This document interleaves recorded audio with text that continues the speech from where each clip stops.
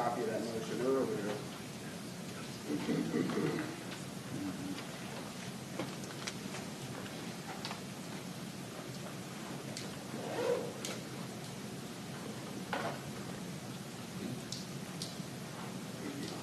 Interesting. I give a kind of paraphrased instruction just like that before this happens. So I agree with you. And I'll read that instruction. The one that starts with, you're about to view images, correct? Granted. And when you say for me to assume that you're going to take objections to photographs on a photograph by photograph basis? Sure. I'd ask don't put it up on the screen. If you know, state if one's coming. Well, sorry. I already said it. Okay, cut right to the chase. Go. I've already shown Mr. Pribble those. He's got the numbers that he objects to. So I could hand Your Honor, I don't think you need the numbers you're objecting to. Are they all within this packet?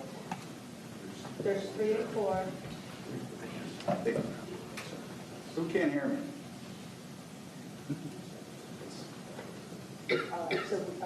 How about we hand these to... I think it's the lawyers you can't hear, correct? The microphone's far away.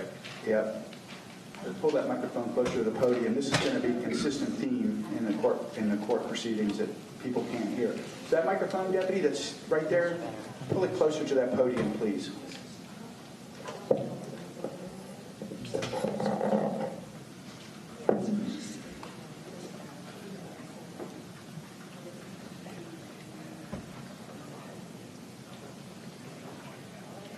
And to the observers and family members, I understand how hard this is. People have never come to court before.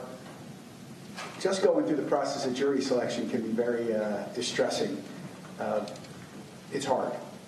And I want you to know, to everybody that's here, I'm very respectful about the whole process. But I'm going to ask you to do me a favor.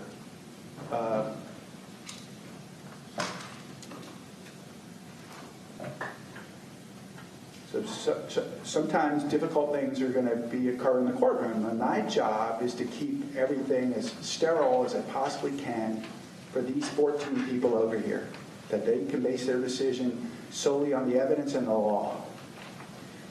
So what I'm saying is, if something unusual occurs in the courtroom, that can cause me a problem. And a bunch of objections will take place, and motions will take place, and I don't want any of that to happen. So I think the last trial I had like this, the state was in blocks of pictures and videos that I could warn them, but I got a feeling by what I'm hearing, it might be interspersed throughout. So there are going to be photographs. If you don't think you emotionally can handle it, I'm going to ask you, please, please, please, to leave the courtroom. I can't make anybody, but if I have some sort of emotional outburst, that can cause me to have to do the whole trial all over again. So I'm trying to say this as gently as I can to everybody, respecting everybody who's in this courtroom's rights. And so if you feel it coming on, if you don't think you can take it up front, then just step out. If you say, I think I can do it, Judge. If you start to feel overcome, please just quietly step out of the courtroom as quietly as you possibly can.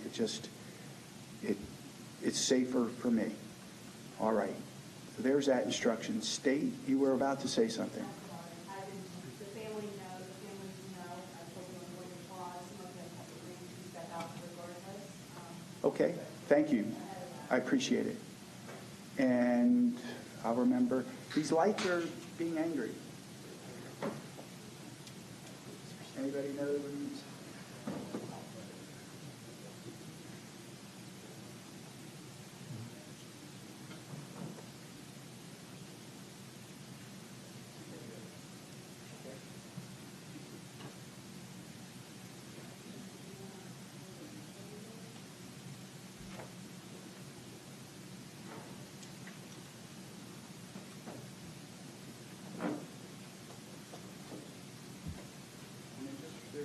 There's a switch behind you, isn't there? On the wall? So when she wants that off, just let the deputy know you want it even darker, and then you'll hit that, okay? Otherwise, I'm going to leave it on for now. ready to proceed? We are. There are, I'm going to hand the court, though, in the beginning. This will be, this set of photos will be coming into the crime scene. McClendon, she's going to be our fourth witness today. But they're numbered. Mr. Pribble has listed the numbers he's objecting to. So if I can hand that to the court. Watch your step. Yep. Absolutely. So we can deal with this after we get the first witness in here. Okay. All right. What'd you just say? Two was the first. All right. And you object to two of the photographs with the first witness? He did, I believe, Mr. Pribble, if you want to come look at these. It would be State's Exhibit, what's marked as identifications, 3 and 4. Are you objecting to those? Yes. Yes, if I could approach Your Honor. Okay.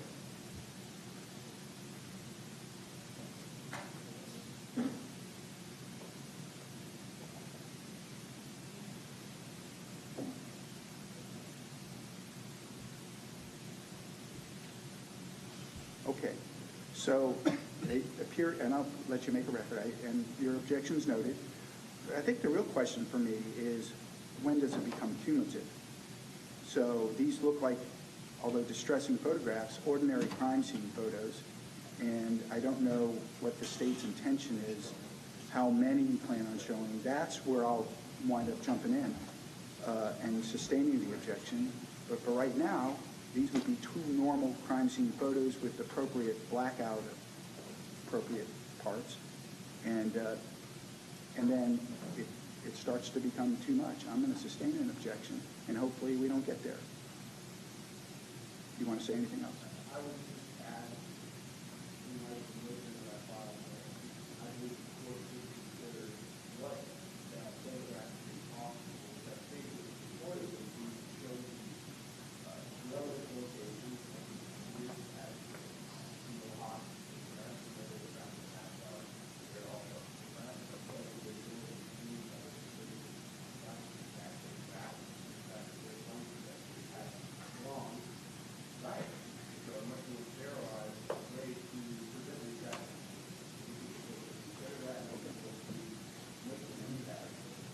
All right. For right now, I overrule the objection with the proviso that I've already stated. I'll give these back to you.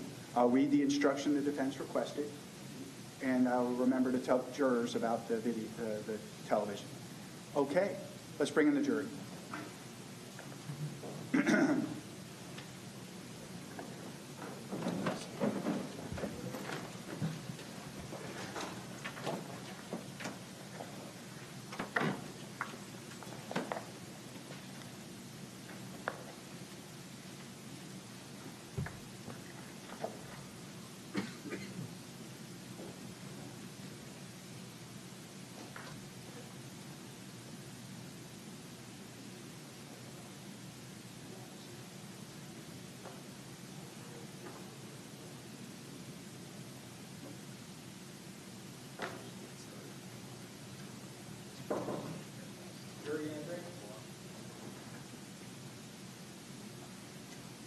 Watch your steps, jurors.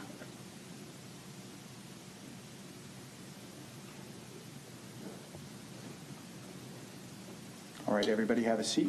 Welcome back. Thanks for your patience. Sorry, but you can see a lot of stuff went on there, and there's a lot of moving parts, so thank you for your patience. Make sure you have your pads in your hands. And then before we get started, I just want to tell you, I think it's not lost upon you as you sat here, that there's some significant media attention to this case, and I want you to know that the cameramen, both for the television, newspaper, etc., have been instructed they are not to photograph you. So if you had any concerns about that, they are not to photograph you. They will not photograph you. It's not the first trial like this for me, and they've always complied with my order. Okay, so just so you know that. Then, before the state calls their first witness, we discussed this in voir dire when we were questioning you as jurors. I'm just going to read you a little instruction about this because you are going to pretty promptly see some difficult photographs. So I'm going to read you an instruction. You're about to view images of the decedent's deceased bodies and their injuries. Although it is proper for you to consider these images to the extent they are relevant to issues that are in dispute in this case, such images can trigger such strong emotional reactions. Those emotional reactions, while perfectly normal, must not affect your decision-making process in determining whether the state has proved the crimes charged beyond and to the exclusion of any reasonable doubt. As such, I strongly caution you to be aware of any emotional effect on you that these images may cause and urge you to take special care to ensure that such emotions do not improperly influence your decision-making in this case. And lastly, if at any time during this process you say, "Ooh, Judge, I need a break," raise your hand. Let me know. And we can just send you back in the jury room. Everybody take a deep breath, and we'll come back and get back to work. Okay? Everybody understands? State, call your first witness. State calls Officer Jurac. Officer Jurac, come on up. Please, please, please watch your step. We've got plugs all over the place. And once you get around this screen, if you raise your right hand and face Mr. Clerk for me.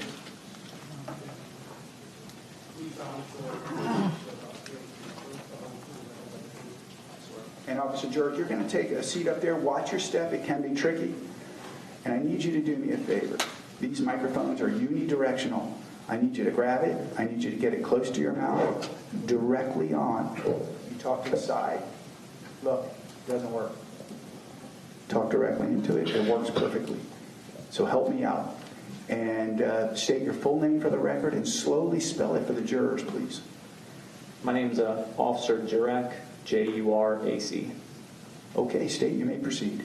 Good afternoon, sir. Good afternoon. Please tell us what your occupation is. I'm a police officer with the Jupiter Police Department. I'm a road patrol officer, and I have a SWAT duty as well. Tell us, when was it that you became a law enforcement officer? I was first on the job in 2015. Now, in order to become a police officer in the state of Florida, could you explain to the ladies and gentlemen of the jury what schooling you had to attend and certifications you had to obtain? The Basic Law Enforcement Academy is about a 6-month process. It trains you in constitutional law, legal law, basic police tactics, things of that nature to get you ready for road patrol. And was that a 6-month school? Yes, 6 months. And when we say 6 months, was it full-time that you went at least 40 hours a week? Yes. And did you attend and successfully graduate from the police academy? I did. Were you then certified by the state of Florida to be a police officer? I was. Prior to that, what was education and schooling did you have? Just high school education at some college. Now, when was it that you graduated from the police academy? I believe in the 2015. 2015? Yes, ma'am. Was Jupiter Police Department your first job? No, Riviera Beach. And how long did you stay with Riviera Beach Police Department? About a year and 4 months or so. Upon leaving Riviera Beach Police Department, did you become employed with Jupiter? Yes, ma'am. During your time at Riviera Beach Police Department, what roles or duties did you have? Just road patrol. We'll talk about in a minute what road patrol is. But when you then went into Jupiter Police Department, what duties were you assigned? Now it's road patrol, and I have a SWAT duty as well. Tell us what SWAT is. SWAT is a little bit more of an advanced career field for tactics and critical incidences such as shootings, terrorist attacks, hostage situations, bomb scares, things of that nature. Anything that would be deemed beyond the duties of the regular capacity of ordinary road patrol. Let's talk about road patrol. First of all, the town of Jupiter, Florida, does it have its own police department? It does. As well as some of the other towns, like Riviera Beach, do they have their own police department? Yes, ma'am. The Palm Beach County Sheriff's Office, is that county-wide? Yes, it is. Now tell us what road patrol duty is, and in other words, get more specific as to what your duties were back in 2017 with Jupiter Police Department. Sure. Road patrol duty is answering 911 calls. When you're not answering 911 calls, you're patrolling the neighborhoods. You're paying attention to the crime analyst emails telling you where the hot spots are to try to deter crime. Traffic enforcement, just basic things like that. Now you mentioned patrolling with Jupiter Beach, or with Jupiter, the town of Jupiter Police Department, were you in a marked car? I was, yes. Tell us about dispatch. I believe you mentioned that word. Or you said if someone calls 911, you respond. What is the technical way that occurs? Let me give you a hypothetical. If I'm at home and I think I'm in Jupiter and there's a burglary, I pick up my phone, I call 911. Sure. How do you get there? When anybody dials 911, it goes to a dispatch center, and the first thing the dispatcher does is make sure that wherever the person is calling from is within the jurisdiction of Jupiter, and if not, they'll alert the proper jurisdiction or the proper agency. If it is in Jupiter, they send the closest unit. We're all tracked on a map. There's like a vehicle AVL, which basically shows dispatch where all the officers are at any point in time. And so they send the closest unit typically. And this dispatch that you have, is it a dispatcher from Jupiter Police Department? I mean, it's called Northcom, and it's basically a joint dispatch center with us, Palm Beach Gardens, Juneau, and I believe North Palm. Okay. The dispatch service from Jupiter, the town of Jupiter police officers, and Palm Beach County sheriff's officers, are they on the same dispatch radio wave? They are not typically, only under extreme circumstances. They could be set up to be on the same channel, but it's very technical beyond what I understand. But typically, no. The borders of the boundaries of the town of Jupiter that you, as a police officer, have jurisdiction over, is the neighboring jurisdiction at times Palm Beach County Sheriff's Office District? Yeah, it can be. The city of Jupiter actually has a few county pockets where it seems strange, but there's a county pocket right in the center of our city where only the sheriff's office patrols, and we don't answer calls. But y'all are side by side with each other at times. Sure. Correct? Yes, ma'am. When you're in the town of Jupiter and you're patrolling, you're hooked up to your dispatch. Are you hearing PDSO dispatches and vice versa? No. Now, let's talk about February 5th, 2017. What were your exact duties that evening? It was Super Bowl Sunday in the evening time. What capacity were you working and what shift were you working? Sure. I was working the night shift. At that time, I was in the third of 4 phases of the FTO program, and I was road patrol. What is FTO mean? FTO is the Field Training Officer Program. It's additional training that each agency has set up once you're done with the police academy. It's just basically to acclimate you to, the agency's needs, their policies and procedures and things of that nature. It's basically on-the-job training. All right, and were you partaking in that? Yes. Was your normal shift the evening shift? Yes, ma'am, at that time. I'd like to show, we're going to get more specific about your involvement going to this homicide scene, but I'd like your assistance in looking at just a few general maps of the area. And if I may, I will show the witness what has been pre-marked, and we're jumping way ahead with numbers, 87 and 88. If I may approach the witness. You may. Take a look at these and let me know if you recognize those aerial photographs. Yes. And do those aerial photos accurately depict the general area of some of Jupiter? From what I can see, they do. Are you familiar with the Mohawk Street area? Yes, ma'am. And are you familiar with the neighborhood that's in? Yes, ma'am. What neighborhood is that in? Jupiter River Estates. How about the neighborhood of Paseos? Is that a separate neighborhood? Yes, ma'am. The state would move 87 and 88 into evidence at this time. Any- Resolutions published. Any objection? Admitted. I have a laser pointer for you to displace already. But if you could, let's look at State's Exhibit 88 first. Here we go. And in one moment,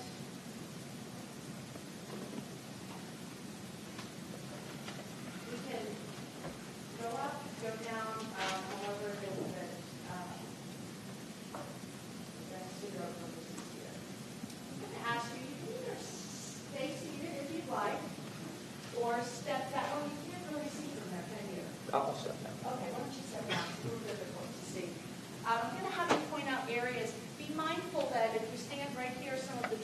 not be able to see. So you might want to stand over there if that's easier. You let us know. So we talked about, we're going to be talking about Mohawk Street and Jupiter River Estates a lot. Can you point out in this map where that is? Sure. Jupiter River Estates encompasses this whole section of houses right here, and then Mohawk Street is this road right here. And give us the directions, north, south, east, west. Sure. From what it looks like, this is oriented properly, so north would be. I think you got a laser pointer there? Yes. That's, he doesn't do that. Can the jurors all hear him? You can hear okay? Okay. Just speak up for me, though. Yes, sir. So north is up this way towards the Jupiter River Estates label, then east, south, and then west. Now, what are, in terms of this neighborhood, what are some of the bigger intersections? You know, let's just say if one were to get off of I-95 near Jupiter, tell us how we would get to Jupiter River Estates. What exit would we take? Where would we go? Sure. Well, quick way with the West Indian Town Road exit, you just take it all the way to South Delaware right here, and then from South Delaware you just come down to Mohawk Street, and then you're right there. So this is an area that's close off of Indian Town, exit of 95? Yes, ma'am. Now, tell us about this neighborhood down here, Paseos. The label is a little low, but the Paseos neighborhood actually starts right here, and there's a sign right at the intersection of Tony Kennett Drive and Paseos. And just for the record, sometimes I'll repeat back what you said. You said the label is a little low. Do you mean this label that says Paseos right here? Yes, ma'am. So the neighborhood of Paseos, does it start with where it says Via Catal? Yeah, it's a little bend, but yeah, it'll start right here. This first block is part of Paseos. It goes all the way down, encompasses this, and that's it. All right. And this Paseos neighborhood is a separate neighborhood than Jupiter River Estates. It is. Let's look at State's Exhibit 87. We'll talk more about the differences in those neighborhoods later. Now we're zeroing in a little bit more onto Mohawk Street. Can you just point out to us what this exhibit is showing? Sure. This is a close-up view of aerial view of Jupiter River Estates. Where's Mohawk Street? It's right up here at this whole bend. Is there like a reference point, like a canal that runs back through here? Yes, ma'am, there is. And the same directions we're looking at is north up on top of this photo, south, east, west. Now, while you're standing here, were you on duty that evening? Yes, ma'am, I was. And were you hooked up? Were you road patrol? Yes. Were you hooked up to your dispatch? Yes. Do you remember where you were when you first got a dispatch regarding this case? Yes, ma'am. And would one of these exhibits help you or not? Okay. Why don't you go ahead and have a seat? And I'm going to call you back for more photos in a bit. But let's begin to talk about that evening. First of all, as a police officer, if you're involved in a case or you respond to a scene, afterwards, do you notate your involvement? Yes, ma'am. And do you do that in a police report? There's two ways. There's a CAD, and yes, a police report is the official report. And did you do so in this case after your involvement that evening? Did you write a report? Yes, ma'am. I don't know if you have it with you, but at any time if you need to refer to it to refresh your memory and for precise accuracy, let us know. Yes, ma'am. What time, well, first of all, where were you when you first got a dispatch to this residence? When I first got dispatched, I was actually in a neighborhood more east called Barcelona. It's an apartment complex. I was patrolling. And how far away is that from Mohawk Street? I've never timed it, but if you're driving from there to Mohawk in regular traffic, it's probably about 10 minutes. Now tell us, what time was it that you first heard a dispatch to go to 1103 or 05 Mohawk Street? The dispatch came in at about 22:34 hours. That's 10:34 p.m. to go to 1103 Mohawk Street. You said it came in at about 22:34. Did you notate specifically on your report the time that that you were dispatched? Yes, ma'am, 22:34 hours. And I always call it normal people time. What time is that? 10:34 p.m. All right. Now, in terms of urgency, was that a dispatch call that was an urgent call for you to report? It was. One of the ways officers know a call is extremely urgent is there was a tone out that day. Basically what that is dispatch sends out an alert it's a loud alarm. Basically it captures all the officers' attention, anybody who's on that frequency working for Jupiter at that time, to let them know to listen in carefully because there's a critical incident occurring. And did you hear that tone out? Yes, ma'am. Were you alone or were you with someone else? At the time, I was with PFC Cunahan. And what's PFC mean? Police officer first class. He's the field training officer. Okay. And were y'all riding in the same car? Yes, ma'am. So you said you're in Barcelona. You get to Mohawk in approximately how many minutes? Slow, fast? We got there really fast because of the circumstances of the call, and we went there lights and sirens. Like I said, I didn't time it, but if I had my best estimate was about 2 to 3 minutes we got within the vicinity of where the scene was. When you arrived, were there other units there? And by units, I mean other Jupiter Police Department cars and officers. Yes, ma'am.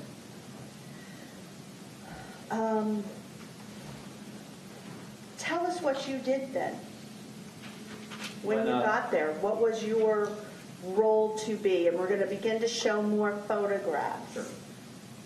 So when the call went out, I was with PFC Cunahan. I was driving. We went there, lights and sirens. And memory serves me correctly, as we were going there, we had a meetup location, which was a bit east from the house. We actually stopped at Cree Street in Mohawk at the intersection just east of 1103. When did you say you had a meetup location? Yeah, And why? Was that all the officers had a meetup location? I believe it was, but other officers met west of the location.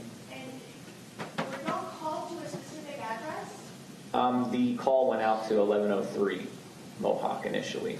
So if you had a specific address, why then are y'all doing a meetup at a different area? It's for officer safety and also for containment. We have limited information, so in case anybody broke the perimeter or already escaped that address, as we start to collapse in, we have a better chance of apprehending any suspects at the time or anybody who may have been involved. So at the time you were dispatched, did you have the specific information about what happened? We were getting information in as it came, but as far as specifics, we had a possible location. The CAD notes also said that there was possibly a victim and there was shooting happening.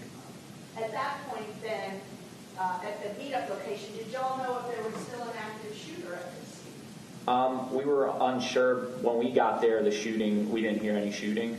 There could have very well been in that moment, he just wasn't shooting. Okay, so you didn't know at that point? Yeah.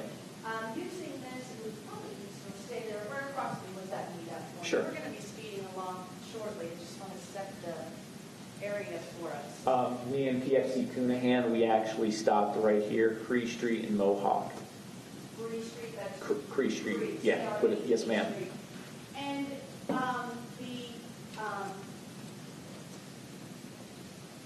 when y'all stopped there, did the officers discuss tactics and decide what you were going to do? Over the air, I believe they did. All right. And what steps did you take yourself? And tell us what you saw other officers. Sure.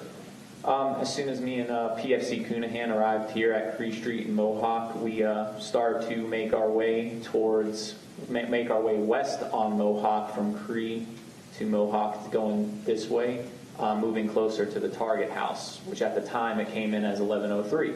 While that was happening, we saw additional Jupiter Police Department officers on the west side. They were starting to set up with a ballistic shield and a few long guns and a couple of other officers. While we were making our advance towards 1103, the resident of 1103, who I believe had called was actually the one who informed us that the shooting that he heard happened at 11:05, and that's when we relayed that information over the air that it sounds like the shooting was actually coming from 11:05. So at that point, me and PFC Cunahan, we made our way to the other officers, and we set up on a line. Basically, one person has the ballistic shield, and then the rest of the officers are behind him providing cover. Then we made our advancement up the driveway on 11:05, and then that's when Sergeant Hennessy began to establish officers at perimeter points, and mine was on the southwest corner of the home. And my job at that time now was to watch the front door and the alleyway to make sure if there was somebody, inside the house or anybody in the backyard that they didn't just run out through the front door and get away. So backing up just a bit, y'all are coming in from this way. Did you say you noticed other Jupiter officers coming Yes, ma'am. that way? You said a ballistic shield. What is that? Ballistic shield is a tool that we have. It's a shield, and it's supposed to be rated for small caliber arms. So if somebody's shooting at us, we have a chance to, stop the rounds right there and return fire. Okay. And you said long guns, so were Jupiter officers armed? Yes, ma'am. At this time, as y'all are approaching, do you still know at this point if there's an active shooter? No.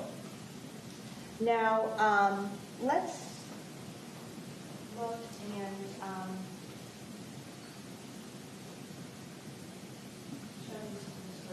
show you again.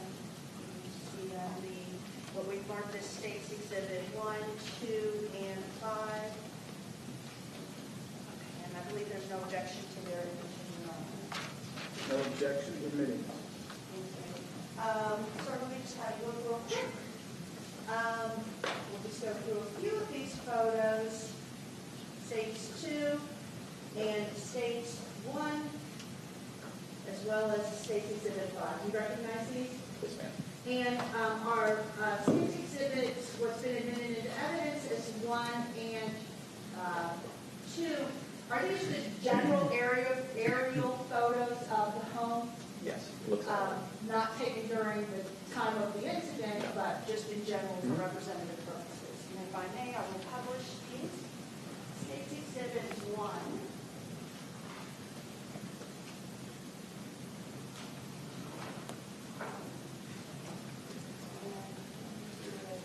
This way. Could you help us out just in general and tell us what we're looking at here? Sure.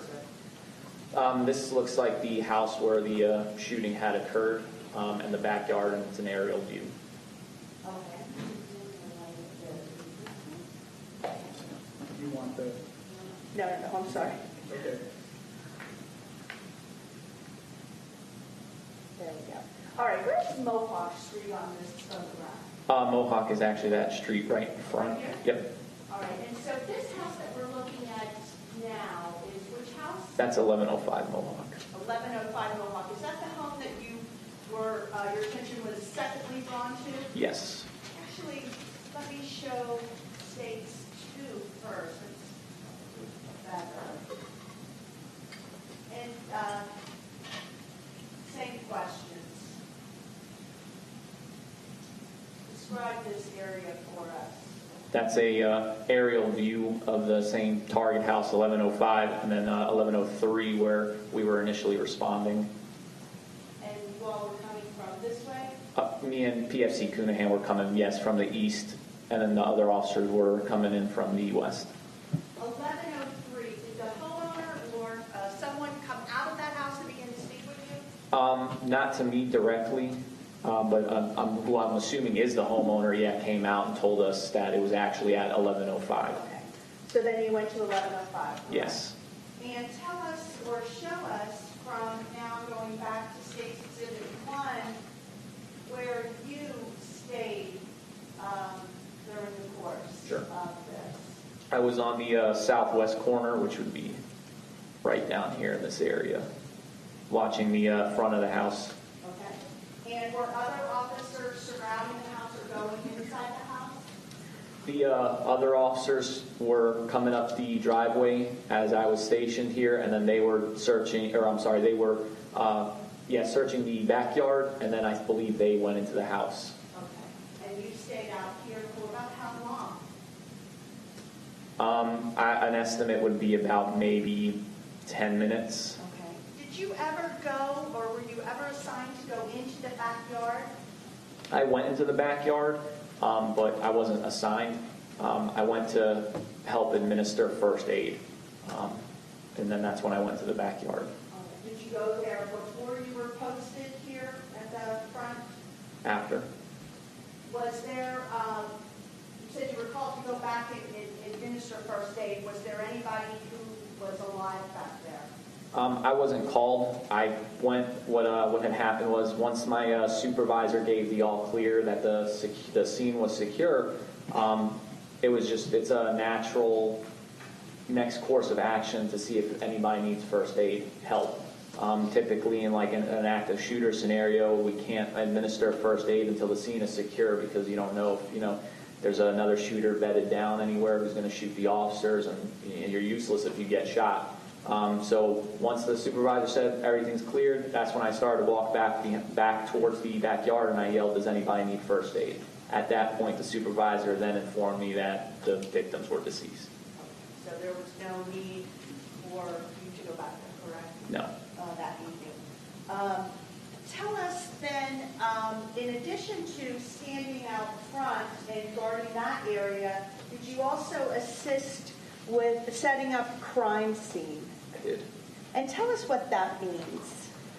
So when you set up the crime scene, that's when you're putting out tape to rope off a perimeter to preserve any evidence. It also keeps the scene from getting contaminated. Contamination in the form of, civilians walking through, because you don't know if somebody could step on a spot of blood, they can kick a shell casing, you don't know. So once the crime scene tape went up, then I started to maintain a crime log. That's to basically show entry and exit of everybody inside the crime scene and to document it. Okay. And sometimes we see in photos or on TV that police crime scene tape. Is that what that entails? Yes, ma'am. And did you help set that up? Yes, ma'am. You all were the first responding officers. Does the crime scene, or did the crime scene investigator immediately come right behind you? I don't believe so, but I can't recall. All right. Now, were you standing near the driveway area? I was. While you were there, did you see any civilians, but neighbors, regular non-law enforcement people, did you see any of them come up near the driveway or in the backyard and touch anything? No, ma'am, not that I recall. Would it be your job as well to make sure that the crime scene stays secure and people can't just wander in and out? Yes, ma'am. And did you do so? Yes, ma'am. Let me show you just one photo from the driveway area. Number 7? Page 7?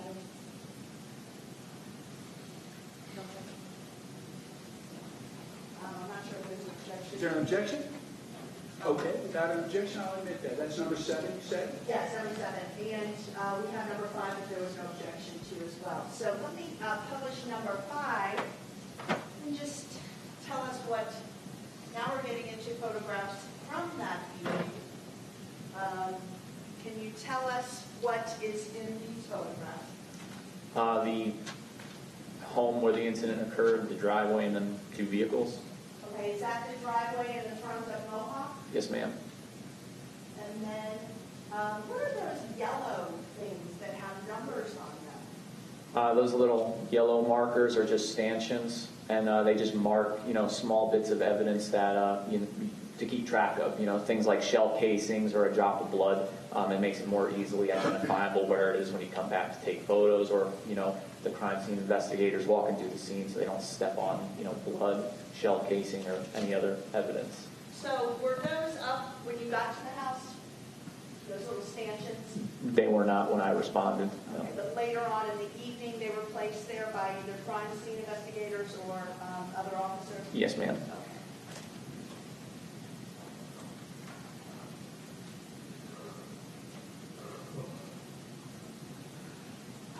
And then just number 7.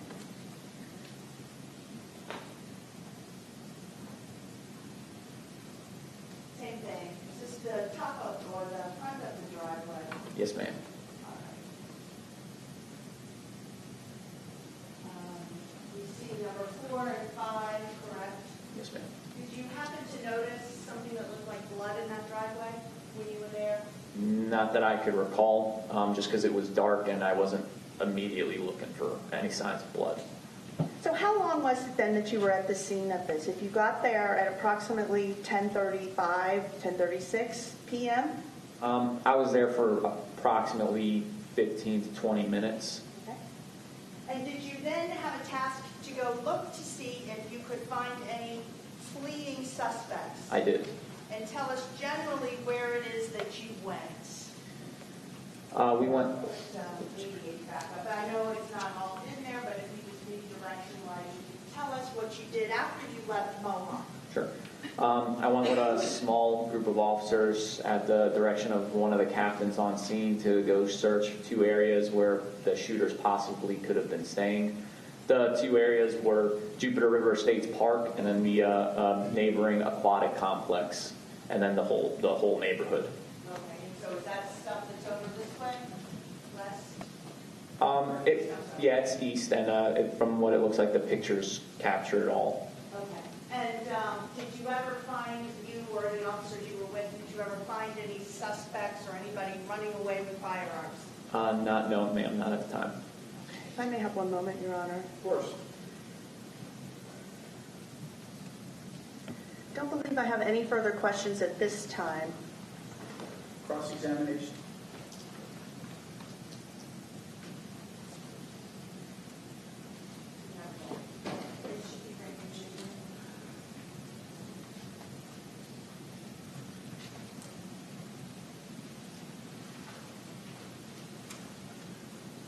Let me just talk to you for a minute, sir, about what's been admitted as Case 5. And this is the front of 1105? Yes, ma'am. Okay, and so what we're looking at directly is the driveway area. Yes, ma'am. And up here at the top, there's sort of an archway. And what is that? I believe it's a carport Okay. awning of some sort. And the yard is the backyard of 1105 Mohawk Street. That's fenced. I can't recall. Can't recall. Okay. You have these aerial photos here, and I'll show you what is 2. Okay, 1105 is here. Yes, ma'am. All right. And so when we're talking about the backyard, it includes this pool area over here, correct? Yes, ma'am. Okay. And goes over to this area here where the neighbor's property begins. I believe so. Okay, and when you went into 1105 Mohawk, did you go through that carport area? Yes, ma'am. Okay, and that's the only ingress or entrance and exit to the backyard. I'm not sure. I didn't, Okay. yeah, because there could be, an alley on the east side. If there was a fence, there could have been a hole, things of that nature. Okay, but you didn't see any. Not that I remember. All right, and everybody, all the officers who came there and went into the backyard, that's the way that they were going, in and out of that carport area. To my knowledge, the officers I was with, they were. Okay, and when you get into the backyard area, do you see any lights on? I can't recall. It was very dark, so I don't believe there were any lights other than our flashlights. Okay. You actually gave a deposition in this case, correct? Do you remember that? Yes, ma'am. Okay. And I just want to show you, you gave the deposition some time ago. So I'm just going to show you part of your deposition that you gave in 2017. See if that refreshes your recollection about the lighting.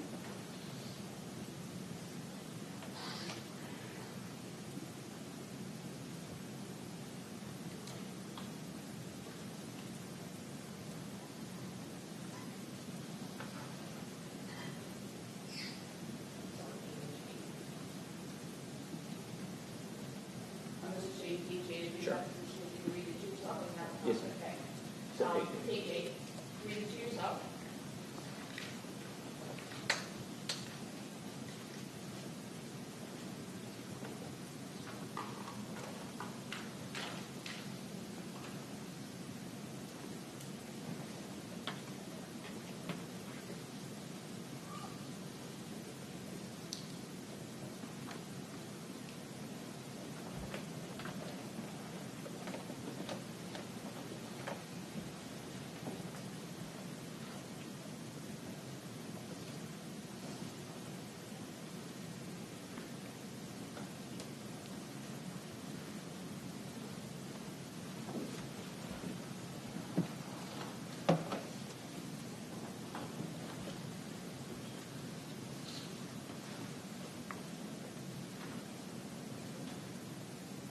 Okay.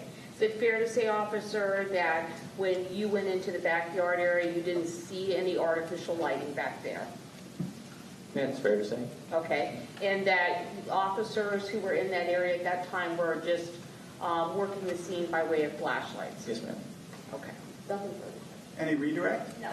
You may step down, sir. Watch your step. Thank you very much. And who's the next witness? Officer Fandrey?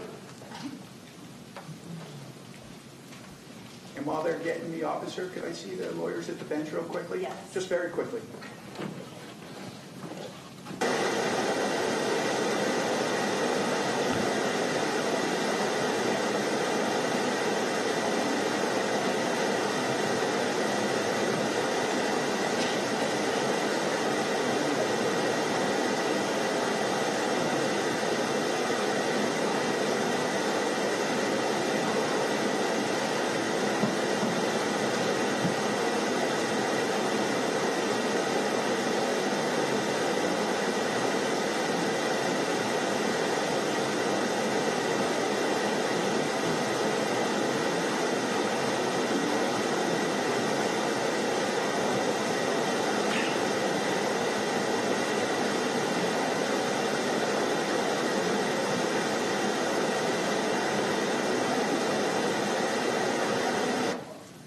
Officer, come on up, sir. And please be careful. Watch your step. We have an open plug over there, another one over here. And when you get around the screen, Mr. Clerk's waiting for you. If you raise your right hand, please.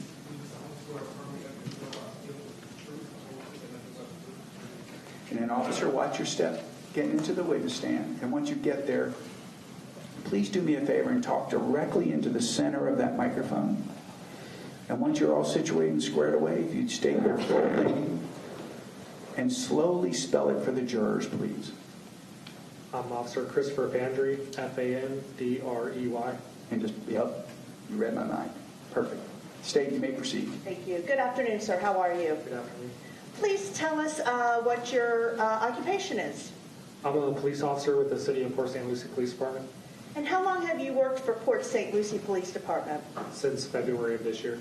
So February of 2019, correct? Yes, ma'am. And did you used to work for the town of Jupiter Beach, or Jupiter Police Department? Yes, ma'am. I worked for the town of Jupiter from January 2016 until February of this year. We asked the other officer about graduating from the police academy and becoming certified by the state of Florida to be a law enforcement officer. Did you also graduate from the police academy and become certified as a police officer? Yes, ma'am. Do you recall what year it was that you got that you graduated? In August of 2015. So was Jupiter Police Department your first job? Yes, ma'am. And tell us what role you had at Jupiter Police Department from the time you got hired until the time you moved to a different agency.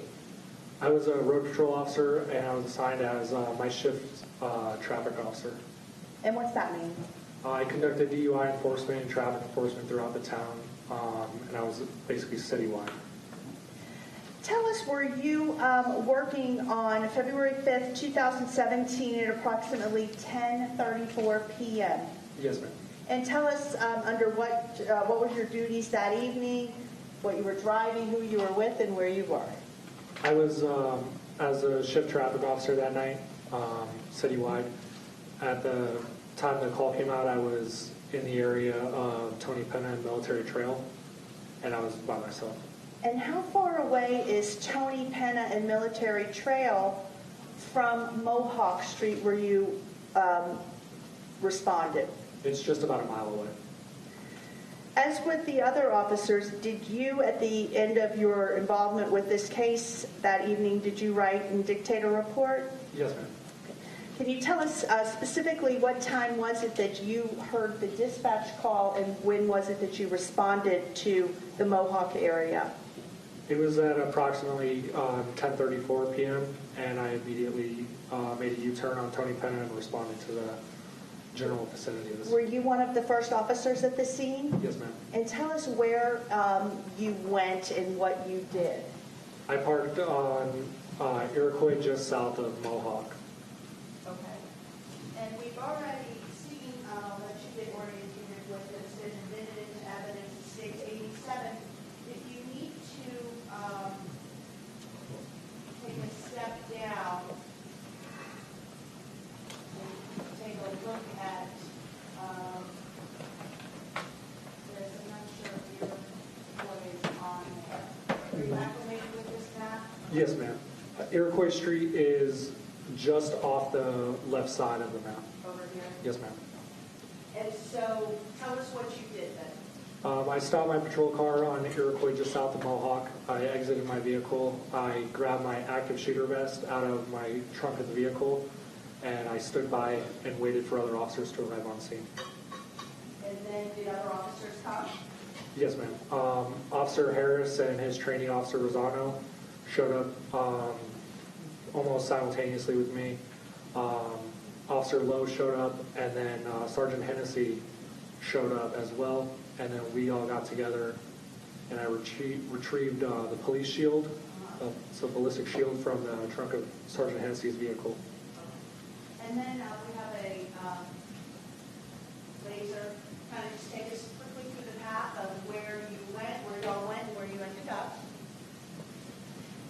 So Iroquois Street is right about here off the map, and then we met right at the intersection, got into what we call a stick, several officers. I was the forwardmost officer holding the shield, and I had an officer on my left and my right with long rifles. And then we proceeded eastbound on Mohawk until just before the residence. As you all were staging down here or meeting down here, did you see any cars fleeing from the scene of the area of Mohawk Street?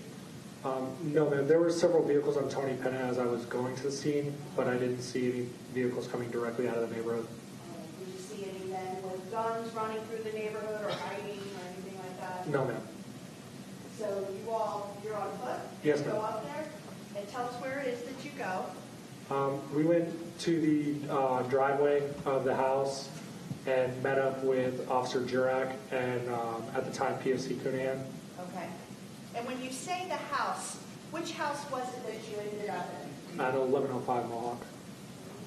And again, stage 2, an aerial view taken, another, just from the Google Maps. This is visual. This is 1105 Mohawk where y'all ended up. Yes, ma'am. And then tell us, as you all are going towards this address, is the sergeant or are you all amongst yourselves deciding who's going to go where once you reach that home? As we were approaching down Mohawk, Sergeant Hennessy told PFC Cunahan that he would be kind of in charge of the tactics because he was a SWAT officer Okay. that was on our platoon. And at that point, did y'all know if there was still an active shooter inside? There was no gunfire at the time, so we proceeded at a pretty quick pace, but we weren't running down the street. Okay. And you eventually end up there at 1105, correct? Yes, ma'am. And then tell us what you did once you arrived at 1105. We walked up the driveway. I had the police shield with the flashlights on the shield activated, so they were turned on. And we proceeded through the carport and stopped just before entering the backyard. Let me show you, when you say the carport, point to the photo and describe to us what a carport is and where it was. Right here, this kind of overhang. You're pointing to a brown, it looks like a brown tunnel type Yes, ma'am. thing. A carport, for those, some people might not know what a carport is. What is it? You can typically park a vehicle underneath it, and it's like an open-air garage type structure. Did this carport have an opening and an opening all the way through? Yes, ma'am.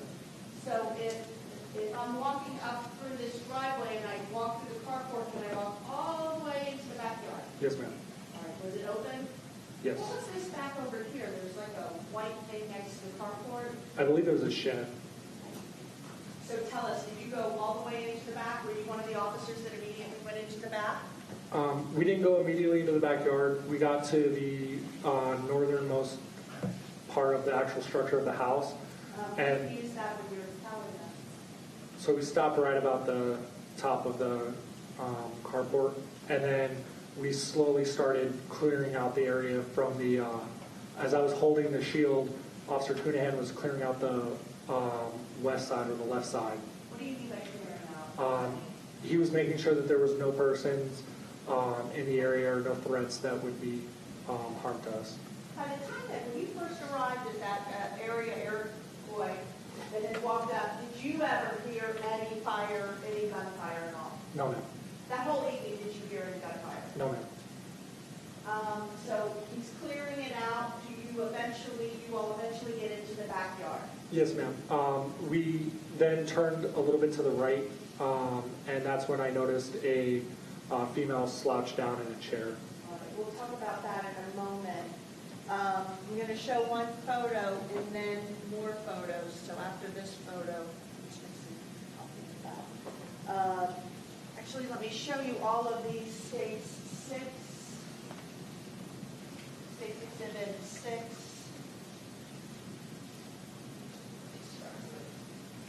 States Exhibit 3. Take a look at these photographs. Number 6, 4, as well as 8. Are you familiar with these photographs?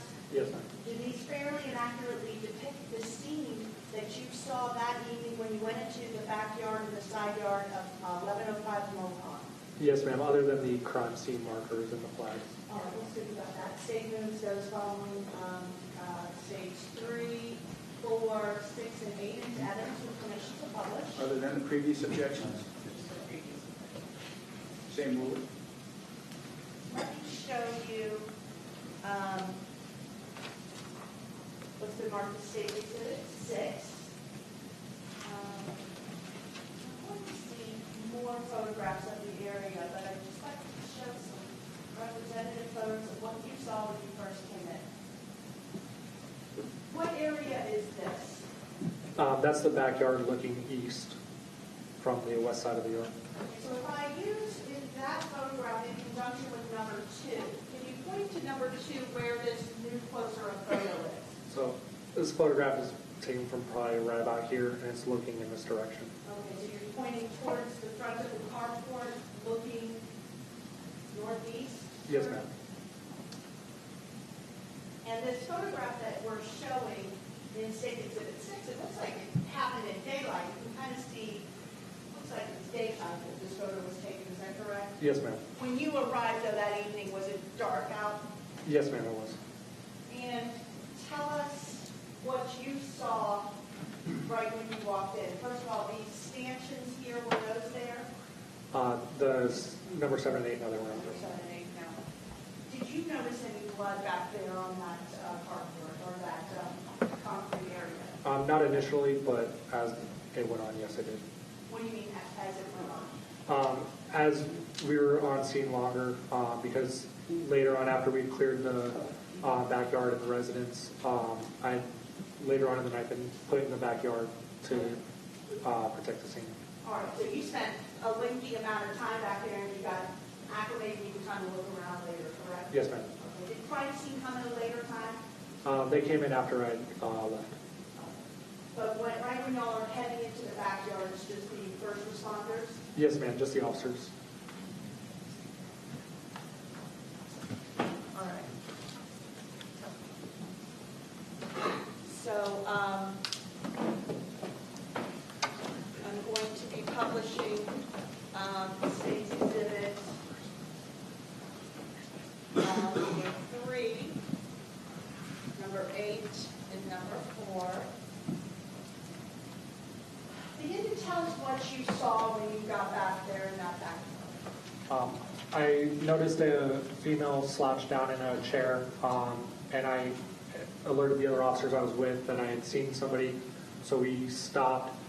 We gave verbal commands to show us hands. We identified ourselves as police officers, and we received no response. Okay. Was it dark back there? Yes, ma'am. So one of the first things you said you saw was a female slouched in a chair? Yes, ma'am.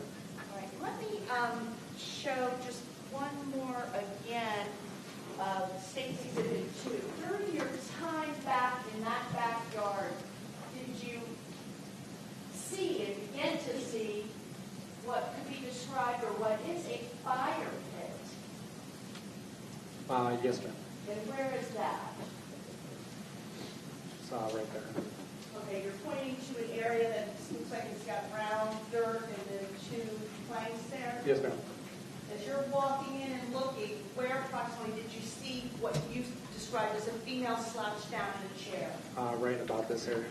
And you're pointing here towards that fire pit? Yes, ma'am. Let's begin to look at these photographs, and I'll publish tape 8. You can step down at any time you get a better view. Just let us know when you're more than welcome to do that. Tell us what State's Exhibit 8 shows now. So this right here on the bottom, this was a shield that I was carrying at the time that I later had placed against that tree. This is the first person or individual that I saw when we entered the backyard. Okay, you're Slouched down pointing chair. to a chair where there's a person that looks like still sitting in that chair? Yes, ma'am. Is that what you saw when you first walked in? Yes, ma'am. And when you yelled out, what did you yell out? We identified ourselves as police officers and said, "Show us your hands, show us your hands," and we received no response. Did you see any movement at all from that fire pit area when y'all are yelling, "Show us your hands"? No, ma'am. Did you begin to approach closer? We actually went directly straight into the backyard to the far north end fence line around the pool Okay. to try to maintain the best tactical advantage we could. And explain to us what that means. So here's stage 1. What do you mean? So after we received no response from the female, we started making our way around the pool to the north side. And as we were making our way around the pool to come to the victims is when we noticed the other two victims. So you saw the girl in the chair who wasn't moving, and then you went back around, and did you see other victims or other people there? Yes, ma'am. We saw, or I saw a male and a female that were laying on the ground. These, in State's Exhibit 8, we're looking now, this daylight, this picture was taken later, but there's orange flags. Were those there when you got there? No, ma'am. Is that when crime scene? I believe so, yes, ma'am. Let's now look at State's Exhibit 3.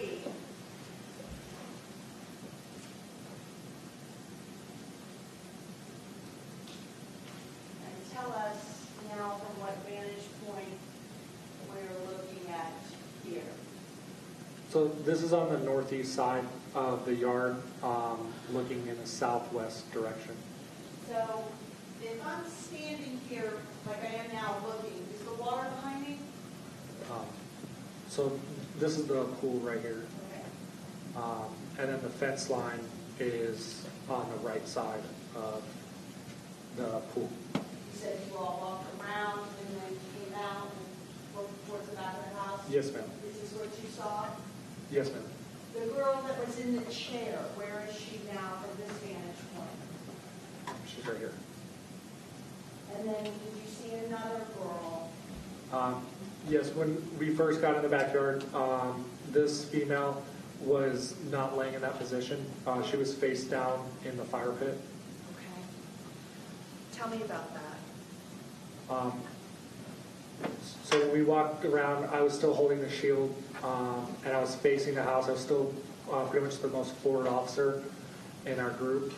And as we started making our way towards the victims, I noticed the male victim laying down. The female with her face was in the fire pit.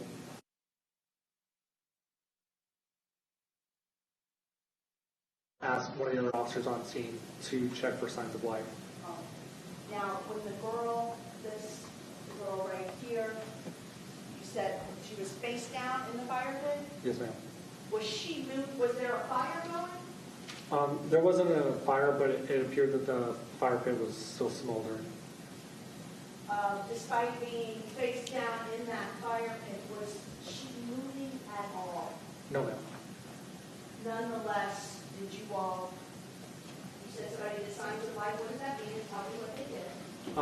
One of the officers on scene checked the 3 victims for any pulse to see if there was any type of breathing or pulse or anything like that, and they advised that all 3 victims were deceased. So at the time you were there, was there any need for fire rescue to come back there? No, ma'am. Did you know if someone called them and that you just called them off? Due to the nature of the call and the way it came out over the radio with dispatch, Palm Beach County Fire Rescue was called, and they staged a safe distance away from the scene. So they started responding to us, but waited a safe area away until we cleared the scene as law enforcement, and we would then advise them if they would come into the scene or we were going to cancel them. Is that normal that before fire rescue rushes in, police clear it, make sure there's no shooter trapped there? Yes, ma'am. It happens all the time. So after you all cleared the scene, was fire rescue called off? Yes, ma'am. Fire rescue was called off from this particular scene. So then after there were no signs of life, did someone move the girl that was in the fire pit and why? She was moved from the fire pit. I believe right around the same time they were checking for signs of life due to the fact that her face was in a fire pit that was smoldering. Was it burning still? I don't know exactly. I wasn't looking at her because I was maintaining scene security. And then the third person, was there a male that was right there next to the girl? Yes, ma'am. Right in this area. Did you see any signs of life? No, ma'am, I did not. We have blacked out some parts of the bodies. When you went back there, were any of the girls unclothed? I don't recall. In moving Brandi, the one we now know as Brandi, from the fire pit, are you aware that the clothes kind of fell off her as she was being pulled away? I wasn't because I was past the victims at this point when she was moved. All right. Just to clarify that there's no sexual connotation with this case, but nonetheless, trying to move her from the fire pit kind of disrupted some of her clothing. Is this minus the black markings that you see? Is this what these bodies looked like when you were there that evening? Yes, ma'am. How close did you get? Within a couple of feet, but my main job was to provide security for the officers on scene. When you got back there, was a guy named Charlie Vorpagel back there? No, ma'am, there was nobody else on the property. And now tell us,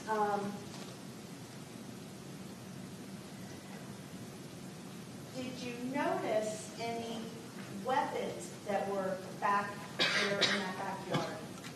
Yes, ma'am. And let me re-show you State's Exhibit 8. Tell us, you pointed out the ballistic shield that you all had. Tell us if there were any firearms back there that you saw. Right here, there's a Glock-style pistol with an extended magazine. Let me zero in. By the time this photo, is this exactly where you saw that Glock pistol when you went back in that backyard as one of the very first responders? It was in that general vicinity. I don't know if that's exactly where it was laying. When you were back there, did you move that Glock pistol when you saw it? No, ma'am. And when we were back there, it had been announced to every officer to not touch the firearm and not move it. All right, is that a common practice that when you all walk into a crime scene, no one is to touch the evidence or move it until it can be photographed? Yes, ma'am. As long as for safety of everybody on scene, as long as the scene can be secured, we don't move any evidence. All right, did you see anybody ever moving that Glock pistol that day? I did not. You said it had an extended magazine. What does that mean? So the bottom of the handgun would have a magazine that sometimes would be flush or would be extended past the bottom of the handle. And this particular firearm had a magazine that was longer than the frame of the gun. And what's a magazine? What does that mean? The magazine is what holds the ammunition, and then it is put into the handle of the firearm, Okay. and then Can that magazine hold extra rounds on ammunition? yes, ma'am. And the bottom of the Glock is that line right there, and then the magazine extends out. Okay, so the Glock ends right here, correct? Yes, ma'am. And there's magazine with ammunition for it, correct? Yes, ma'am. If I could have one moment. You may.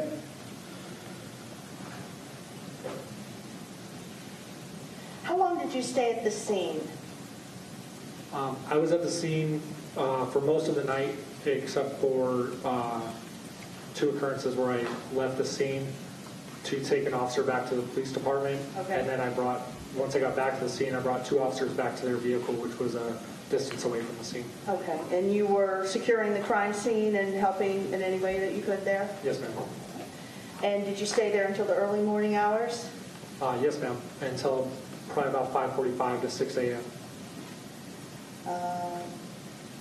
Did you also, as part of you all clearing the scene, did you have an opportunity to go inside the house?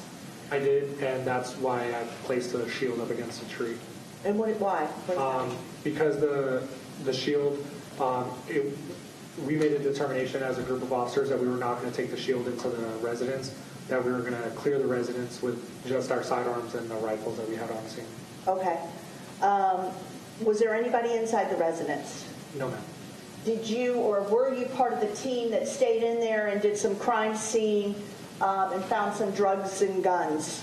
No, ma'am, I did not stay in the residence. However, I did observe some firearms and some drug paraphernalia and stuff. Within that house? During the couple of minutes that we were inside clearing the residence. Okay. Outside of that residence, though, did you see any firearms, any drugs, anything like that, except for that Glock that was left at the scene? There was a rifle that was near the back door. Okay. I don't recall if it was outside or inside. All right. Was it out in the yard near the victims? No, ma'am. It was near the door. I'm not sure if it was inside or outside, though. All right. I have no further questions from this witness at this time. Cross-examination. So you would agree, officer, that it was very dark in the backyard when you went back? Yes, ma'am. And in fact, the shield that you talked about approaching the residence with actually has a lighting fixture or feature on it, right? Yes, ma'am. And you use that in order to sort of illuminate the way? Yes, ma'am. I used the shield lights as well as the officers that had lights mounted on their weapons. Okay. And as you're approaching the residence, you're obviously looking to see if there are any shooters that are still on scene. Yes, ma'am. And when you approach the residence, did you go through the carport area to enter the backyard? Yes, ma'am. Were there any windows that you passed on the way? I don't recall if there were windows on the side of the house. Okay. Was there at any point that you were able to look into the residence through any windows? No, ma'am. Okay. Now, the back of the residence, there is a double door that exits the residence to the backyard. Yes, ma'am. Is that how you entered the house? Yes, ma'am. The back door was open. Okay. And that's where you were able to see drug paraphernalia and guns that were out in plain view? Yes, ma'am. Okay. When you first went into the backyard, you mentioned that you saw the female that was slouched in the chair, right? Yes, ma'am. Okay. You were not able to see the other 2 people until you got very close to the fire pit? Until we started moving around the pool. Okay. And the fire, as you described it, there were no flames visible? No, ma'am. And you didn't see any artificial lighting out there? I don't recall if there was artificial lighting. Okay. Any redirect? Just very briefly, the Yes, 2 ma'am. people, the one person that you could see, she was sitting in a chair, right? Yes, ma'am. The 2 people you couldn't see were down on the ground, right? Yes, ma'am. Did you see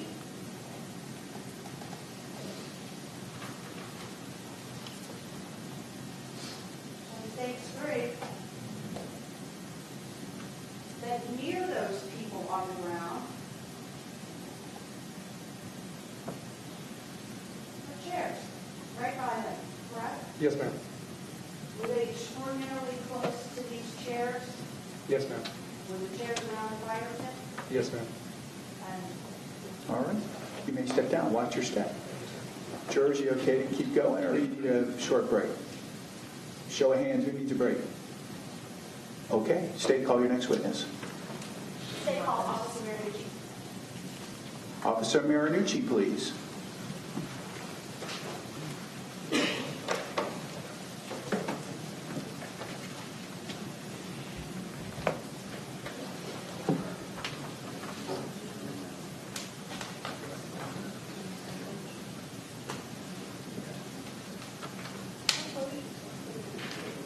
Of course. Watch your step.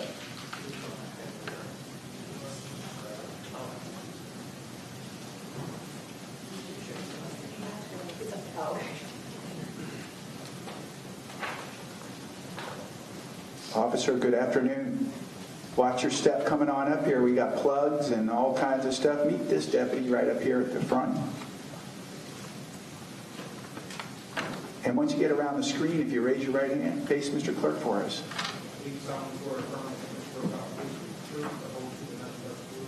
All right, you're going to have a seat right up there. Watch your step. Chair swivels, microphone moves. If you would do me a favor, though, get that microphone where you speak directly into the center of it, not the side. And once you're all situated and comfortable, if you would do me a favor, state your full name for the record and slowly spell it for the jurors. Hey, my name is Officer Vincent Marinucci, Marinucci.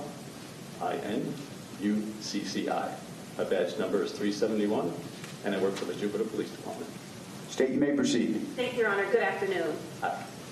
How long have you been with the Jupiter Police Department? It's going on 19 years. And do you have any prior law enforcement experience before joining with Jupiter? I do. Can you tell us about that? I did 7 years in Pompano Beach as a part-time reserve officer, and then I did 1 year with St. Lucie County.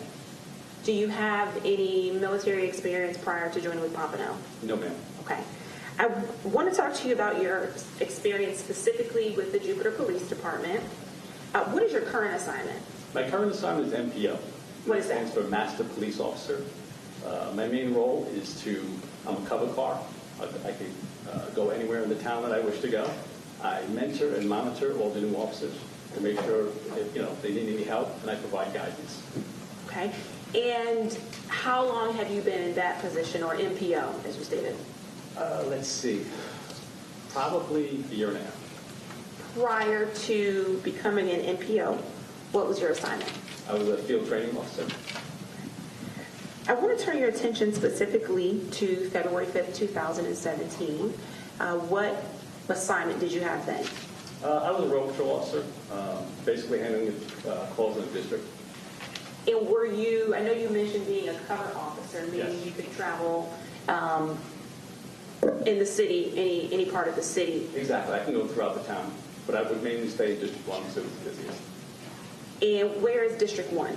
District 1 is along Indian Town Road. Okay, is there certain boundaries, north, south, east, west? Yes. What are those boundaries? To the east would be the railroad tracks. To the west would be Sierra Square, almost near the farm. To the north would be like Center Street. And then to the south would be Indian Creek Parkway. February of 2017, were you assigned to a specific shift? Yes, the night shift. The night shift. And what hours would be considered the night shift? I work 4:45 p.m. till 4 in the morning, 4 a.m. February 5th, 2017, you were working Yes, ma'am. the night shift. Yes, ma'am. And did you become involved in a case where officers responded to 1105 Mohawk Street? I did. How was it that you initially became involved? It came over the radio. Dispatch said they received a call of shots fired. They gave the address, so I was near the area, so I proceeded there. About how far would you say you were from that specific location, Mohawk Street? It's hard to tell. This case is only 2 years old, but I could tell you it took me about 3 minutes to get there. About how many? 3 minutes. Okay. I want to show you, I'm going to put a map up, and there's a laser pointer Sure. on the witness stand. And this is State Exhibit number 87.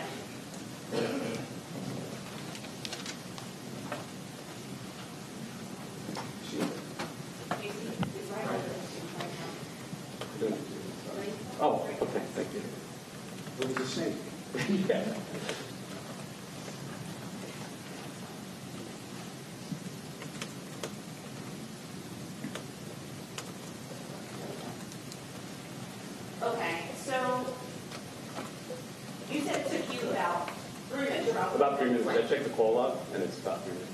Okay, and when you initially get there, which way are you coming? Coming I was from? coming from Caloosahatchee. I was coming from Indiantown Road. Okay, so in this aerial map, have you got your bearings in the aerial map? We have Mohawk up here, Oklahoma right here, Louisiana right here. Okay. Yeah, it doesn't show Indiantown Road there. Okay, are we over here?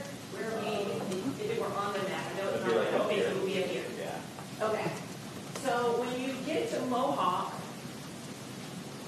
are you coming from what's depicted in the right side of the area map? Let's see. Hard for me to tell that. Not necessarily the house, just the street, Yeah, when I get to Mohawk from Caloosahatchee, I make a left onto Mohawk. onto Mohawk. Okay. So when you arrive, are there any other patrol cars you see on Mohawk or in the immediate vicinity? No, I didn't see anyone. You're the first one there. I believe I was there. Okay. Tell us what it is that you see when you pull up into this neighborhood on Mohawk. Okay. When I pulled up on Mohawk, I'm looking for the house numbers. It's extremely dark, so it's hard to tell. A lot of houses don't even have house numbers. So I got to about the third house west from the location. On Mohawk. On Mohawk. Okay. Yeah. So I slowed down there only because I really didn't want to even be there. I wanted to park further back, but because, in my haste to get there, I wanted to get there quickly. So I was a little bit too close to the house. And when you say you were a little too close to the house and you wanted to be further back, why is that? Well, just for safety. The closer you are, someone can run out of the house, confront me, and I don't feel like I'm prepared at that time. But safety, distance is safety. So the further away from the house you want to park and then you want to walk up on foot. But because I overshot it, I didn't have that ability to do that. Okay. And at the point that it goes out over dispatch, you know it's a shooting. I do. Do you have any other information as to whether there's still an active shooter, the suspect's on the scene? No, nothing. You know nothing? No. You don't even know if there's anyone that shot? No. Okay. All we got is the shooting took place, someone heard a gunshot. Okay. So you say you're on Mohawk and you actually passed the residence. No, not yet. Not yet. I stopped at about 3 houses before that. Before the residence, okay. I would prefer to stop like 8 houses, 9 houses, and Okay. walk up on foot approach. Let's say there's better cover. You're not sitting target sitting in your car. Okay. But in my haste to get there, because it is, a serious call, and, seconds count, I want to get there as quickly as I can. So I stopped about 3 houses away. And in that time, I see a white man who I believe was coming from the location of the incident.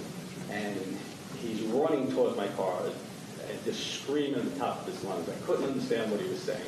He was frantic, waving his arms. He was falling down. So now I'm at the point where, okay, I don't know who this guy is. I know guns are involved. I don't know if he's a suspect. I don't know if he's a victim. I don't know any of that. So for my safety, I pass him up, and about 20 feet from that location, Okawaha Street, I make a right turn there. I go halfway down the block, make a U-turn, and then I go back towards the location. I park a safe distance away. Okay, so can I just stop you right there for a second? The street that you turn down, is it depicted here? Is that the Oklawaha Street? Yeah, Oklawaha. Okay, so if you could just use the laser pointer. So you come down Mohawk.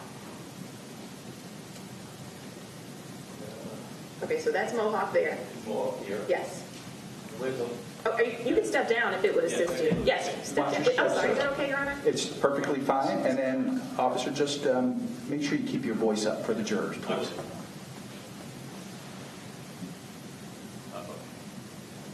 And why don't you move over a little this way so you don't block the... Sure.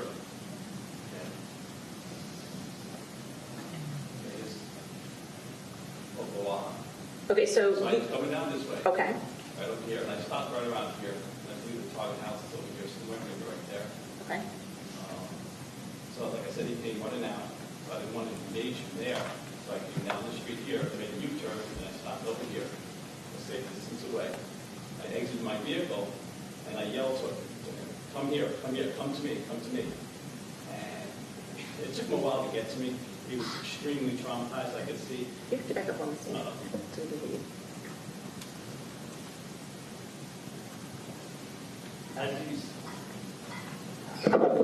As he's running towards me, again, his arms are in the air. He's yelling stuff I cannot understand. He's falling down. He'd get back up. He's sobbing. He's crying. He'd take like side steps to the left and then fall down again. So I'm trying to coach him. You know, it's okay. The police are here. You know, come to be all right. So finally, he made it to my car. I want to stop you for just a second. Sure. Can you tell us what this, at this point, you don't know who this person is, right? I don't have a clue. Can you tell us what this person was wearing? He had a blue shirt and white pants. Do you recall whether he was wearing shoes at all? I don't recall. Okay. So, white male running towards you, white shorts, blue shirt. Right. Now, you described him as being, did you say frantic or hysterical? Both. Okay. And you said he was yelling something. He was screaming. When you first hear him yelling and or screaming as he's approaching you, are you able to make out anything he's saying? Nothing. Okay. And you testify that he was falling down. Was this as he's approaching you or once he gets to you? Both. You know, as he's continuing to try to make his way towards me, he was just falling down, getting up, you know, screaming, yelling, sobbing, crying, gasping for air like he couldn't breathe. So there comes a point where he makes it to your patrol car. Yes. Okay. Because you don't know who this person is, do you do anything for your protection and safety? I do. The first thing I do is pat him down. I want to make sure he doesn't have any weapons on him that's going to possibly hurt me or injure me. So the first thing I did was pat him down. Okay, you did that. I did. Find anything? No weapons. After you pat him down, what do you do? Well, my next priority is to interview him and disseminate any information he gives me as quickly as I can on the radio.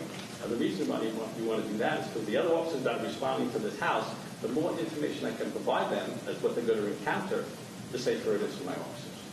Now, when you say you interview him, is this a formal interview or more of a fact-finding interview to find out as much information as you can to assist other officers that are responding to 1105 call? Exactly. I want to find out what's going on, if the shooters maybe are still in the house, if there's any victims in the house that, you know, require assistance. I'm just trying to gain information, and it was extremely difficult.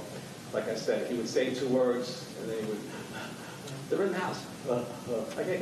And then so it was like so hard to gain information from him. So you have described, you just so I'm clear, you told us the time it took you to get there. Yes. And the time you got there, shortly after being there, you came in contact with this individual. At this point, once you make contact with him, do you ask him his name? I don't think so. Not at that point. Okay. Like I said, I wanted to get information on if they were still in the house, if there's anybody still in the house that, you know, the victims that weren't involved in the shooting that we had to worry about. So I was trying to gain information for that. And how much time would you say passed from the time you get there, you see this male frantically yelling, running towards you, flailing his arms? How much time would you say it passed from the time he makes it to your patrol car? I think I spent a total of 20 minutes to a half hour. Okay. But how much time would you say passed from you seeing him and him getting to your patrol car?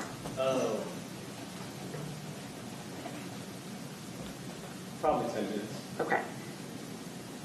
Does he start to tell you anything?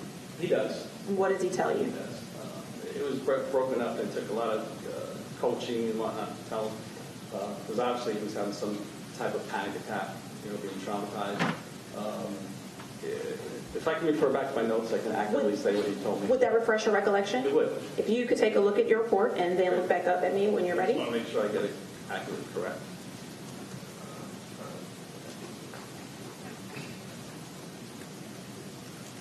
Okay, the first thing he said is, you have to get them help. You have to get them help. And again, he didn't say that in the sentence. It was broken up, you know, because he had like some breathing issues. He couldn't breathe yet and trying to catch his breath. So he would say 2 words like, you have to do it, and then he'd breathe, and you have to get them, and then help. So it was very hard to get information from them. So I finally did get out of him that he was saying that you have to get them help. And then I asked, I said, well, who needs help? And then he said, there's a girl in my backyard who was just shot. While he's telling you this, is he still frantic and sobbing? Exactly. He's frantic, he's sobbing, he's breathing so heavy, like I said, he couldn't complete a sentence. So I had to, you know, continue to coach him, tell him the police are here now, we're going to take care of it, we're going to get them help, what happened, who's in there. So when he said there was a girl in the backyard that was shot, I disseminated that over the radio to let them know there's possible gunshot victims that they're going to be running into. Were you able to get anything from him as to who the shooters were? I did later on, yeah. Okay. After I broadcasted that over the radio, he calmed down a little bit, and then he told me that there were three suspects wearing masks that entered his backyard with assault rifles, and they started shooting at him and his friends while they were gathered around a fire pit. And then he said he was able to escape. He ran over to a neighbor's house to try and call for help. And at that time, he saw a car pull in his driveway, a dark sedan, possibly a Honda, pull into his driveway, and the three assailants got into that car and fled the area. While you're having this contact with him, did you eventually learn the identity of this person that was there? Yeah, eventually, I did get his name. And who was that? Yeah, it was Charles Vorpagel. Vorpagel? Vorpagel, yes. Did he tell you anything else while you were there, while he was at your patrol car? No. At that time, right after I got that information out of him, he just became extremely frantic, and he was having a panic attack. He couldn't breathe. He was complaining of chest pains, so he just laid on the floor in like a fetal position, and he wasn't responding anymore. So at that point, I called fire rescue to come in and treat him. When fire rescue arrived, did they ultimately transport him to the hospital? They did. They did a real quick analysis of the situation, and then they transferred him to the Juvenile Medical Center, which I followed behind them, and I maintained visual. And when they got to the hospital, I followed them in, and I stood with him until detectives arrived. Did you ever go to 1105 Mohawk Street? I did not. So you can't say what any of the crime scene looked like. You specifically dealt with Charlie Vorpagel. I did. Correct. We have just a moment, Your Honor.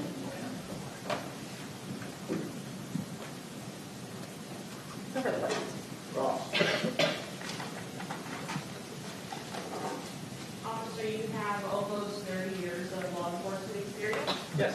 And I'm sure that you have encountered situations where people were intoxicated while driving or intoxicated on drugs on the street. Yes, I have.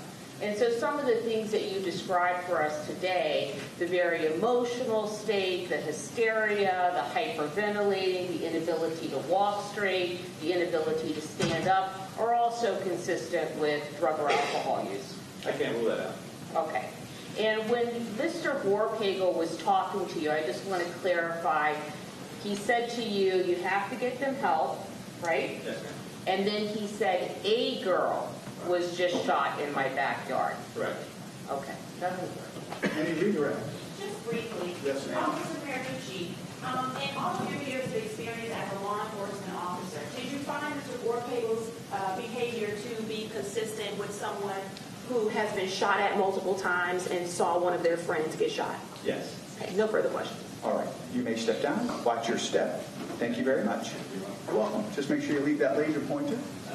And then I think we should take a very short afternoon break. Jurors, I got y'all set up in there. Does anybody feel the need to get outside, get some air, go downstairs? Or are you happy just to take a breather and get coffee and stuff in there? Everybody's okay with that? Anybody said, Judge, I got to go smoke or whatever? No hands. Don't be shy, all right? So leave your pads upside down on your chairs. Don't talk about the case.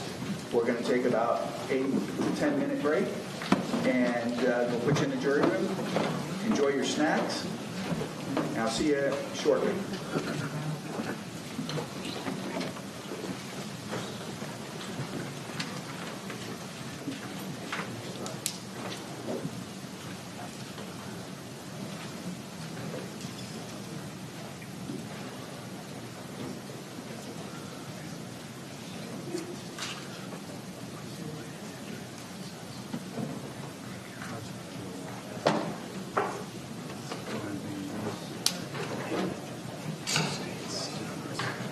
All right.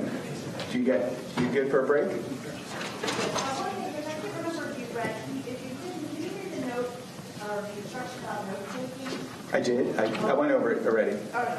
No problem at all. Okay, we got about an 8-minute recess.